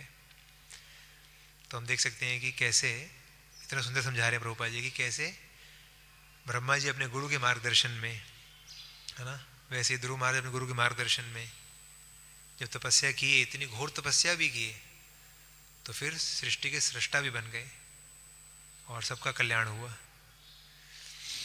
हम देख सकते हैं श्री प्रभुपाद जी भी कितनी तपस्या उठाए, है ना। रात को 2-3 घंटा सोते थे। सबसे प्यारी चीज़ होती है हर किसी को नींद, मेरी नींद खराब मत करो, नहीं। तो प्रभुपाद जी वो नींद अपनी दशकों तक खराब किए। रात को ऑस्ट्रेलिया में पत्रकारों ने पूछा, स्वामी जी आपके शिष्य सिर्फ 6 घंटा सोते हैं रात को। उनका एक ये व्यंग्य था प्रभुपाद जी के ऊपर कि आप आराम फरमाते हो और आप शिष्य काम करवा के लेते हो ना आप। तो प्रभुपाद जी ने बड़े विनम्र शब्दों से कहा कि नहीं, मैं 10 बजे सोता हूँ, 12 बजे उठ जाता हूँ। तब तक मधु दिवसा महाराज जो ऑस्ट्रेलिया के हीरो हैं, तो उन्होंने जोर से बोला, नहीं नहीं ऐसा मत सोचिए पत्रकार जी, सो आप लोग हमारे शिष्य स्वामी जी शिष्य 6 घंटे सोते हैं, स्वामी जी सिर्फ 4 ही घंटा सोते हैं, उनसे कम सोते हैं। प्रभुपाद जी ने फिर माइक में नम्रता से बोला, नहीं नहीं मैं 10 बजे सोता हूँ, 12 बजे उठ जाता हूँ, 2 ही घंटा सोता हूँ। तो प्रभुपाद जी ने कितनी तपस्या उठाई ये भागवतम हमें देने के लिए, है ना, ताकि हम सच्चा ज्ञान प्राप्त कर सकें, अपने जीवन को मार्गदर्शन कर सकें। उसी प्रकार से मैंने सुना था कि श्रील गौर गोविंद स्वामी महाराज प्रभुपाद जी के अग्रणीय शिष्यों में से एक हैं। तो उन्होंने भी एक संकल्प किया था कि हर रोज़ मैं प्रभुपाद जी के 10 पेज अंग्रेजी से उड़िया में अनुवाद करूंगा, भाषांतर करूंगा, उसके बाद ही कुछ खाऊंगा। और ऐसा करने के संकल्प की वजह से कई बार महाराज को रात हो जाता था, कुछ खाने को नहीं होता था, क्योंकि एक के बाद एक मीटिंग आ गई, कोई मिलने आ गया, कई बार शाम हो जाता था, कई बार दोपहर हो जाता था, तब तक कुछ नहीं खाते थे महाराज। तपस्या उठाते थे कि नहीं, मुझे 10 पेज ये करना है प्रभुपाद जी का सेवा, मेरे गुरु जी का सेवा। उसी प्रकार से हम देख सकते हैं श्रील भक्ति चारू स्वामी महाराज जी के बारे में, जब महाराज जी का तिरोभाव हुआ तो परम पूज्य गोपाल कृष्ण गोस्वामी महाराज बता रहे थे कि 1986 से लेकर के 1976 से लेकर के 1984 तक लगभग 8 साल महाराज ने अराउंड द क्लॉक, है ना, कोई सोने खाने का टाइम नहीं है, अराउंड द क्लॉक जा करके प्रभुपाद जी के सारे ग्रंथों को 8 साल में बंगाली में अनुवाद कर दिया। ये आसान नहीं है, एक दिन, एक हफ्ता, 2 हफ्ता करना, 6 महीने, 1 साल करना, उसके बाद सब मीटिंग में आपका नाम आ गया, सब जगह अनाउंस हो गया कि भाई ये भक्त बहुत प्रभुपाद जी की सेवा कर रहा है। उसके बाद हमारा उत्साह ढीला हो जाता है। क्यों? क्योंकि अभी सबको पता लग गया कि हम भी कुछ हैं, हम कर रहे हैं कुछ। फिर हम कहते ठीक है, धीरे धीरे अपने स्वास्थ्य के अनुसार करूँगा। नहीं, महाराज को उससे कुछ लेना देना नहीं है। महाराज 8 साल में पूरा अनुवाद कर दिए, तो कितना घोर तपस्या है। उसी प्रकार से उस दिन हम सुन रहे थे एनिवर्सरी के दिन पे कि परम पूज्य गोपाल कृष्ण महाराज और परम पूज्य गिरिराज महाराज कैसे हर रोज मंत्रालय जाते थे, हर रोज, गाड़ी में नहीं, मंदिर की बैठ कर लोकल ट्रेनों में, और बिना कुछ खाए, बिना। गिरिराज महाराज जी के मैंने प्रवचन सुने थे भक्ति रसामृत सिंधु के ऊपर कई साल पहले, तो उसमें महाराज बताते हैं एक्चुअली डिटेल से कि कुछ भी खाने को होता नहीं था सुबह में, खाली पेट जाना होता था, क्योंकि सुबह 9 बजे तक पहुंचना है मंत्रालय में, दफ्तर तक, खाली पेट जाना होता था। कभी कभी अंधेरी स्टेशन से 1-2 पैसे का सिंगदाना ले लेते थे, नहीं तो कुछ नहीं, खाली पेट। और शाम को आकर के 2 रोटी सब्जी के साथ मिलती थी, कभी कोई सब्जी भी नहीं मिलती थी, और उसमें भी कभी कोई खाने का समय नहीं मिलता था, क्योंकि प्रभुपाद जी का क्लास होता था, क्लास में सीधा जाके बैठना होता था। और ऐसा महीनों चलता रहा, महीनों। फिर उस दिन हमने सुना कि कैसे कोई पगे साहब और सावंत साहब मिले, जिन्होंने एसपी चौहान जी से मिलवा दिया, और फिर उन्होंने, वो अच्छे व्यक्ति थे, उन्होंने देखा कि सच्चे भक्त हैं, फिर मंदिर को बनने की परमिशन मिली, और आज इस महल में बैठे हैं हम आराम से। तो कितना कितना घोर तपस्या इन भक्तों ने उठाया है। लेकिन ये सारा अगर हम ध्यान से देखेंगे तो गुरु की प्रसन्नता के लिए शुद्ध भाव से उठाया है। और प्रमाण क्या है, परिणाम क्या है कि ये सारे लोग कितने उन्नत कोटि के वैष्णव बन गए आज, है ही, पर प्रकट लीला में हम देख सकते हैं। न केवल ये सब भक्त लोग जिनका हम नाम जानते हैं, पर कितने सारे भक्त लोग जिनका नाम भी नहीं जानते। हम 40 साल गिरा हुआ तो उसमें हमें पता चला। तो प्रभुपाद जी के जब भक्तों ने कहा कि प्रभुपाद जी हम अमेरिकन भक्त हैं, जुहू में यहाँ पर चूहे काट रहे हैं, मच्छर परेशान कर रहे हैं, पड़ोसी परेशान कर रहे हैं, हम यहाँ पर नहीं रह सकते, हमको दरवाजों के ऊपर नॉब चाहिए और नल, पानी नल में से आने को चाहिए, हम अमेरिकन हैं। प्रभुपाद जी ने उनको एक ही बात बोला, तपस्या करिए, don't you want to get purified, क्या आप शुद्ध नहीं होना चाहते हैं? बस एक वाक्य से सारे भक्तों को प्राण प्राप्त हो गए, और आज इस महल में हम बैठे हैं उनकी कृपा से, ऐसे, है ना, दर्जनों दर्जनों भक्तों की वजह से। सो ये है असली तपस्या। जो हमारी तपस्या है वो दूसरों को हानि पहुंचाने वाली, पीड़ा पहुंचाने वाली, नीचे दिखाने वाली, या ठीक है तुमने मुझे ऐसा बोल दिया, अब मैं ये सेवा नहीं करूंगा, मेरे बिना तुम करके देख लो अभी कैसे होगा। जैसे कि इंद्र जी का हालत था, ईश मानिनः, अच्छा मेरे बिना तुम कर लोगे अपने वृंदावन का काम, ठीक है फिर अभी देखता हूं मैं। तो इंद्र जी ने तपस्या उठाई 1 हफ्ता जबरदस्त बारिश करने के लिए, पर ये दिखाने के लिए कि मेरे बिना तुम्हारा काम नहीं चल सकता, तुम्हें मेरी जरूरत है, ये मैं साबित कर दूंगा, नहीं तो वो सेवा होने नहीं दूंगा, पीछे पीछे ऐसा कुछ कर दूंगा, है ना। ये सब भाव नहीं होना चाहिए तपस्या उठाने के पीछे। भाव होना चाहिए कि मुझे दूसरे भक्तों को सहयोग करना है उनकी सेवा में, है ना। यही राधा रानी का भाव है, यही गौड़ी वैष्णव के हृदय का भाव है। और चैतन्य चरितामृत के आखिरी अध्याय में यही शिक्षा दिया जा रहा है, वो जो लक्ष्य हीरा की कहानी आती है पूरी, कि दूसरे भक्तों की सेवाओं में उनको सहयोग करना, है ना। ये उच्चतम कोटि की तपस्या है। जो ये करेगा चैतन्य महाप्रभु सबसे पहले कृपा देंगे। उसको प्रमाण है दुखी, है ना, दुखी पिछले वाले कमरे में श्रीवास ठाकुर के घर पे पानी के लोटे भर भर के दे रही थी, तो महाप्रभु ने पहले उसको कृपा करके सुखी कर दिया, दिव्य भक्ति प्रदान कर दी। तो हमारी तपस्या से दूसरों को पीड़ा, कष्ट, परेशानी, तकलीफ, नीचा दिखाना, ये सब नहीं होना चाहिए, बल्कि ऐसी तपस्या होनी चाहिए जिससे कि आगे आने वाले हजारों साल तक प्रभुपाद जी ने तपस्या की है उसका प्रमाण देखिए, और प्रभुपाद जी शिष्यों ने तपस्या की है उसका महल देखिए, और आगे आने वाले प्रभुपाद जी इतने शिष्य हैं जो आज भी इतने सारे हमारे वरिष्ठ वैष्णव लोग हैं तपस्या करके हमको सुंदर सुविधा और अवसर दे रहे हैं अपने हृदय को शुद्ध करने का, अपने जीवन को धन्य करने का, और इस प्रचार के कार्यक्रम में जुड़ करके प्रभुपाद जी ग्रंथों को वितरण करके अपने जीवन को धन्य शुद्ध करने का। तो प्रभुपाद जी इस प्रवचन में कह रहे थे 3 मुख्य बातें। तपस्या, सरलतम तपस्या जो एकदम है ना, डेफिनेशन प्रभुपाद जी कह रहे थे। 23 अक्टूबर 1976 का प्रवचन है वृंदावन का। प्रभुपाद जी कह रहे थे सिंपल 3 तपस्या कह रहे थे प्रभुपाद जी। हर भक्त ने 16 माला 4 नियम करने चाहिए कड़कता से। दूसरा, हर भक्त ने दूसरों को आदर देना चाहिए, प्रभु कह के बुलाना चाहिए। और तीसरा, जल्दी उठ जाना चाहिए सब भक्तों ने मंगल आरती के लिए। और दिन भर सेवा में लगना चाहिए, दिन भर सेवा में लगना चाहिए। ये 3 बातों को प्रभुपाद जी ने मुख्य रूप से बताया कि ये तपस्या है असली। अगर ये तपस्या हम नहीं करते हैं तो फिर अलग अलग व्रत, ये व्रत पे अभी ये क्या आ गया, अभी कार्तिक व्रत पे क्या तपस्या करनी, चतुर्मासी व्रत पे क्या तपस्या करनी है प्रभु जी, नहीं नहीं, ये सब कोई एक्स्ट्रा आप करना चाहते हो तो कर सकते हैं, नो प्रॉब्लम। नहीं तो ये 3 तपस्या अगर आप कर रहे हैं, 16 माला 4 नियम, सब भक्तों को आदर देना, प्रभु कह के बुलाना, और तीसरा सुबह जल्दी उठकर मंगल आरती, पूरा मॉर्निंग प्रोग्राम, और उसके बाद में दिन भर सेवा में लगे रहना, ये तपस्या अगर हमने कर ली है पर्याप्त है ये। और जीवन भर गुरु और गौरांगा की प्रसन्नता के लिए सेवा में लगे रहना।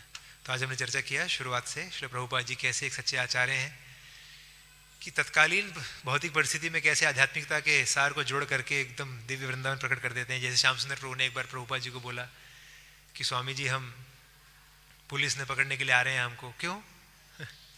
हम नहीं स्वामी जी, हम ड्रग्स का काम करते थे पहले, तो उनको पकड़ लिया, हमको ढूंढ लिया, वो पुलिस पकड़ने आ रही है। तो प्रभुपाद जी ने कहा कोई बात नहीं, बुरा क्यों मानते, शर्मिंदा क्यों होते, मैं भी ड्रग्स का काम करता था पहले। तो उन्होंने सोचा प्रभुपाद जी समझे नहीं। उन्होंने कहा प्रभुपाद जी अभी पुलिस ले जाएगी, हमको जेल में जाना पड़ेगा। कोई बात नहीं, भगवान कृष्ण का जन्म भी तो जेल में हुआ था, आप भी जेल में जाके हरे कृष्ण करो। तो प्रभुपाद जी कैसे अपनी है ना भक्ति से भक्तों के हृदय को हल्का कर लेते थे। और प्रभुपाद जी ने कैसे इतना सुंदर शिक्षा दिया है भागवत का प्रकाश। और फिर हमने देखा आज के संदर्भ में कि कैसे तपस्या करना मनुष्य जीवन के लिए यही सबसे बड़ा अभिमान है, सबसे बड़ा गोल्ड मेडल है। तपस्या करने का अवसर अगर प्राप्त हो रहा है हमें भगवान और गुरु के मार्गदर्शन में। और फिर आखिरी भाव में हम समझा कि तपस्या क्या सही है और क्या गलत है। हर कोई मैं मेहनत कर रहा हूँ, कोई बहुत गीता बांट रहा हूँ, जरूरी नहीं है कि जी बहुत तपस्या कर रहे हैं, नहीं, लक्ष्य क्या है मेरा वो निर्धारित करता है। किसने मुझे अनुमोदित किया है ये तपस्या करने के लिए, वो लग निर्धारित करता है तपस्या है या ये क्रूरता है दूसरों को परेशान करने वाली, है ना। तो ये हमने ठीक से समझ करके अपने हृदय में हमेशा अपने इंटेंशंस क्या कहते हैं, अपने लक्ष्यों को देखना चाहिए, मैं क्यों तपस्या कर रहा हूँ, और अपने तपस्या को शुद्ध करते जाना चाहिए, ताकि हम इसी जन्म में श्री प्रभुपाद जी की कृपा प्राप्त करके कभी नित्यानंद प्रभु के चरणों में कभी तो कभी पहुँच जाएंगे। हरे कृष्ण। श्री प्रभुपाद की जय। तो हम सब भक्तों को धन्यवाद देते हैं, बड़ा धैर्य से सुना। अगर किसी का कुछ प्रभु जी कुछ टिप्पणी या कुछ सुझाव है, कुछ करेक्शन है, आप बोल सकते हैं। 2-3 मिनट है, किसी का कुछ प्रश्न है अगर तो हम प्रयास कर सकते हैं। यस प्रभु। भगवान कृष्ण ने गीता में भी बताया है वाणी मन और शरीर की तपस्या बड़े सुंदर रूप से, तो उसको भी चर्चा पढ़ सकते हैं हम। यस प्रभु जी। हरे कृष्ण प्रभु जी, बहुत धन्यवाद, आपने बहुत ही अच्छे ढंग से समझाया तपस्या का महत्व। मेरे मन में एक छोटा सा जिज्ञासा आ गया कि ब्रह्मा जी ने सिर्फ तप सुना और फिर उन्होंने 1000 वर्षों, देवताओं के 1000 वर्षों के लिए तपस्या की, पर तपस्या का मेथड क्या है उनको नहीं बताया गया था। जैसे ध्रुव महाराज, उनको तो समझाया गया था कि भाई आपको मंत्र जप करना है, डिटी वर्शिप करना है, तो उन्होंने पालन किया और फिर उनको मिल गया, भगवान मिल गए, उनको फल मिल गया तपस्या का। पर फिर ब्रह्मा जी को मेथड तो नहीं पता था, तो क्या क्या तपस्या किया उन्होंने? पहले भी प्रश्न आया है कई बार, मैंने भी 10 साल पहले भी करके प्रश्न सुना था एक भक्त का। तो यही है कि ब्रह्मा जी के हृदय से भगवान ने उसकी भी प्रेरणा दे दी। जब इनविजिबली जब उनको ध्वनि सुना दी तो प्रेरणा भी दे दी तपस्या की, तपस्या ऐसे ऐसे कर लो, मेरे पर ध्यान कर लो, लाइक दैट। यस प्रभु जी। सुंदर चैतन्य प्रभु जी विराजमान, अगर प्रभु जी उत्तर करना चाहें इसका कृपया करके। प्रभु जी पूछ रहे ब्रह्मा जी को समझ कहाँ से आएगी तप का मतलब क्या होता है, वो तो अभी स्कूल भी चालू नहीं किए थे। Hare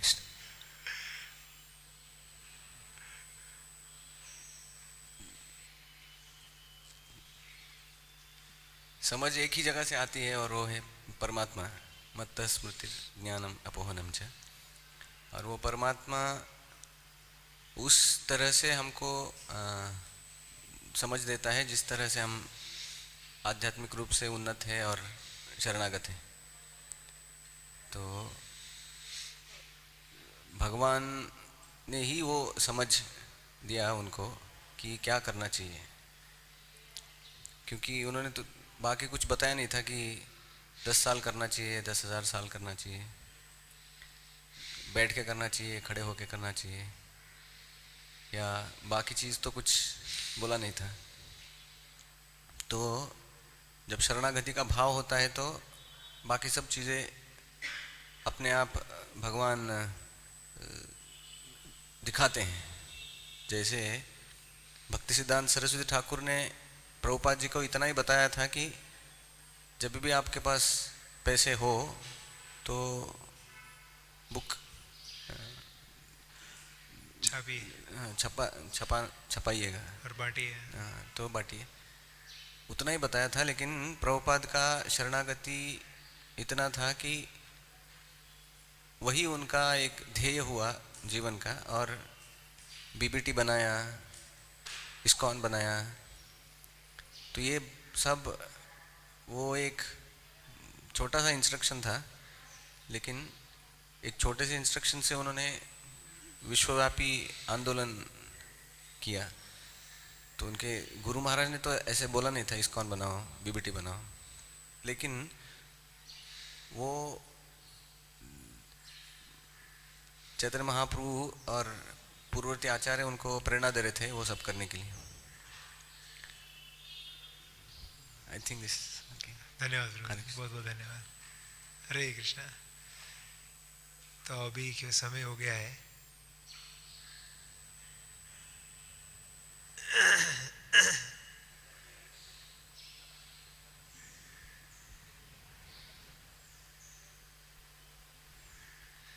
Hare Krishna ji, thank you for such a nice class. जी, जैसे आपने एक पॉइंट बताया था कि हमें जो तपस्या करना है वो गुरु एंड गौरांग और भगवान की प्रसन्नता के लिए करना है, बट प्रैक्टिकल सटल लेवल पे ये जो प्रसन्नता है थोड़ा सटल है, मतलब उस तरीके से हम सोच नहीं पाते हैं। जिस टाइम पे हम कोई तपस्या या वो करें उस टाइम में हमें ये लगता है यार ये कब जाएगा ये तपस्या कब हो जाएगा, उस सोच नहीं पाते। तो वो कैसे डेवलप करें हम, वो हार्ट के अंदर वो कैसे आए वो चीज़? जैसे हमने अपनी पढ़ाई के लिए इतनी तपस्या की है, न चाहते हुए इतनी मेहनत करके पढ़ाई करके ग्रेजुएशन वगैरह कंप्लीट किया ही है, ये देख करके कि उसके बाद में क्या मिलने वाला है। उसी प्रकार से जब शास्त्रों में पढ़ेंगे नियमित रूप से, साधना का जो विधि है श्रवणम कीर्तनम, उसके माध्यम से हमें ये पता रहेगा कि क्या मिलने वाला है। और इस संसार में तपस्या तो करनी ही है। क्या बाहर लोग तपस्या नहीं कर रहे? हमसे 10 गुना ज़्यादा तपस्या कर रहे हैं वो लोग। छोटे छोटे घरों में रहते हैं, बिल्कुल धूप भी नहीं देखने को मिलती उनको, है ना? इतनी तपस्या कर रहे हैं वो लोग। बीमारी में भी नौकरी पे जाते हैं, बहुत तपस्या कर रहे हैं वो लोग। तपस्या तो करनी है, पर क्या लाभ मिल रहा है वहाँ पर? दुख, तनाव, झगड़े, परेशानियाँ, बीमारियाँ। पर यहाँ हम देख सकते हैं कि जीते हुए भी सुसुखम कर्तुम अव्ययम, और फिर मरने के बाद तो भगवान के धाम जाना ही है। तो ये देख करके, ये कैसे देख पाएंगे? जैसे कहने से नहीं आता विचार। भक्तों के संग में जब हम रहते हैं, श्रवण करते हैं, कीर्तन करते हैं भक्तों के संग में लंबे समय तक, तब ये शास्त्रों की बातों में विश्वास आता है कि ये सही लिखा है, ये सब मिलने वाला है। जैसे 1973 के मायापुर फेस्टिवल में सारे भक्तों को लगभग बीमार, 600 भक्त थे, लगभग सारे बीमार, 600 के 600 भक्त बीमार।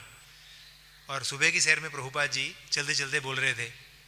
तो भक्त लोग कभी कष्ट में नहीं होते हैं भक्त लोग कभी दुखित नहीं होते हैं। तो पंचर द्रविड़ महाराज जो साथ साथ में चल रहे थे, उनका पूरा अमेरिकन एक्सेंट था, तो उन्होंने उसी भाषा में अपने पूछा कि प्रभुपाद जी, अगर भक्त लोग कभी त्रस्त नहीं होते हैं, दुखी नहीं होते, परेशान नहीं होते, तो फिर हम यहाँ पर क्या हो रहा है कोई भी बोलेगा ना 600 की 600 भक्त लोग बीमार पड़े हैं और आप कह रहे हो कोई परेशान नहीं होता, कोई त्रस्त नहीं होता। तो फिर प्रभुपाद जी ने उनको बताया वो थोड़े समय के लिए है बस, उसके बाद भगवत धाम जा रहे हैं। तो जानबूझ के प्रभुपाद जी ने पॉइंट बोला था भक्तों का ये दृष्टिकोण उठाने के लिए कि आप इस त्रस्त से इससे बहुत परेशान हो रहे हो, सब लोग सब बीमार हैं, कोई बात नहीं, ये थोड़ी सी बात है। ये तो इसके बाद आप भगवत धाम जा रहे हो अनादिकाल के लिए। यद्गत्वा न निवर्तन्ते तद धाम परम मम। तो आत्यंतिक दुख निवृत्ति, ये देख करके, इस पर दृष्टि लगाए करके ही हम भगवान की सेवा में लगे रहना चाहिए। क्योंकि साधक स्तर पे दोनों चलेगा, कभी कोई प्रेरणा रहेगी भगवान को प्रसन्न करने के लिए, कभी कभी नहीं भी रहेगी। तो फिर जब नहीं है प्रेरणा तो ये देखना है कि नहीं दुख निवृत्ति पे जाना है। जब प्रेरणा है तो भगवान और भक्तों के प्रेम से सेवा में लगे रहो फिर। ठीक है, समझ पाए रोही? श्रील प्रभुपाद की जय। ठीक है, श्रील प्रभुपाद की, ग्रंथराज श्रीमद् भागवतम की, वृंदावन शरद ऋतु वर्णन की, निताय गौर प्रेमानंदे। हरे कृष्ण।